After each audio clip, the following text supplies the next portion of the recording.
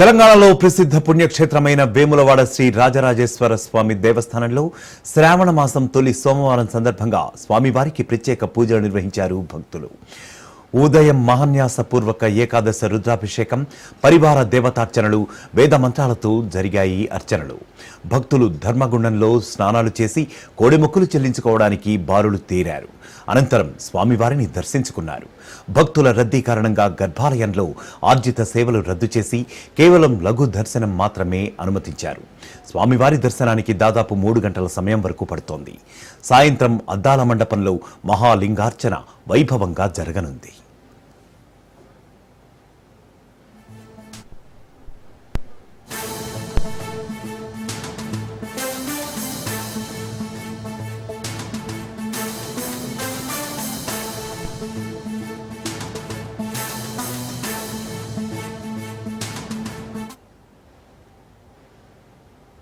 తెలంగాణలో ప్రసిద్ధ పుణ్యక్షేత్రమైన వేములవాడ శ్రీ రాజరాజేశ్వర స్వామి దేవస్థానంలో శ్రావణ మాసం తొలి సోమవారం సందర్భంగా స్వామివారికి ప్రత్యేక పూజలు నిర్వహించారు.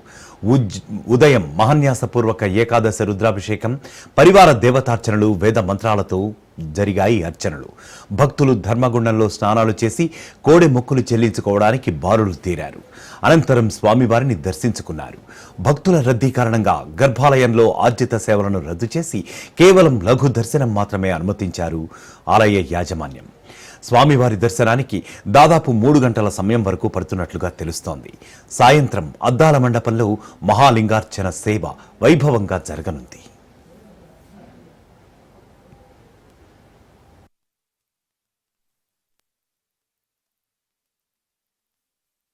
వాగర్థావివ సంపృక్తో వాగర్థ ప్రతిపత్తయే జగదపితరౌ వందే పార్వతీ పరమేశ్వరౌ. వేములవాడ రాజరాజేశ్వర స్వామివారి యొక్క క్షేత్రంలో శ్రావణ మాసాన్ని పురస్కరించుకొని ఈ యొక్క ఆలయంలో విశేషమైనటువంటి పూజా కార్యక్రమాలు జరుగుతాయి.